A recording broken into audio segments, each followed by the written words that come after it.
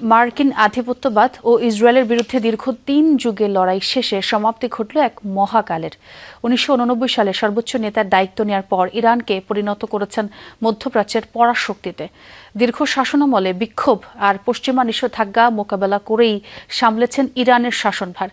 Kashem Soleimani, Ibrahim Raisi সহ বেশ কয়েকজন ঘনিষ্ঠ সঙ্গীকে হারিয়েও দমে যাননি তিনি।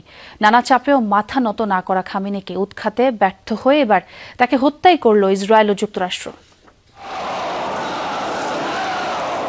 আয়াতুল্লাহ রুহুল্লাহ খোমেনির নেতৃত্বে যে ইসলামী বিপ্লব হয়েছিল ইরানে, তাতে সক্রিয়ভাবে অংশ নিয়েছিলেন আয়াতুল্লাহ আলী খামেনিও। শাসক গোষ্ঠীর বিরুদ্ধে রাজপথ কাঁপিয়ে বেশ কয়েকবারই যেতে হয়েছিল কারাগারে।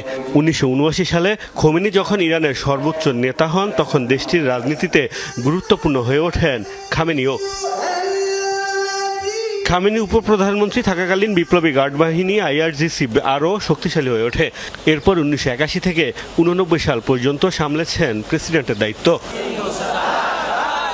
১৯৮৯ সালে খোমেনির মৃত্যুর পর তাকে সর্বোচ্চ ধর্মীয় নেতা হিসেবে বেছে নেয় তৎকালীন বিশেষজ্ঞ পরিষদ। এর আগে ১৯৮১ সালে মসজিদে বোমা হামলায় গুরুতর আহত হয়েছিলেন খামেনি।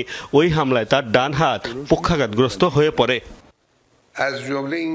প্রায় ৮৭ বছর বয়সী খামেনি গত ৩৬ বছর ধরেই ইরানের সবচেয়ে প্রভাবশালী ব্যক্তি হিসেবে নিজের আধিপত্য ধরে রেখেছিলেন। এই দীর্ঘ সময়ে মাসুদ পেজেশকিয়ান সহ ৬ জন প্রেসিডেন্টের দায়িত্ব সামলেছেন। দীর্ঘ শাসনামলে দেখেছেন অনেক চড়াই উতরাই। এই সময়ে কয়েকবারই সরকার বিরোধী বিক্ষোভে উত্তাল হয়েছে ইরান। তাকে উৎখাতের কম চেষ্টা করেনি ইসরায়েল যুক্তরাষ্ট্র।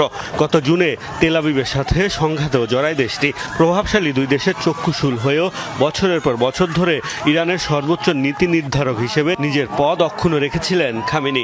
তার আমলে বিভিন্ন মিসাইল ড্রোন সহ নানা সমরাস্ত্র তৈরিতে অভাবনীয় সফলতা পেয়েছে ইরান।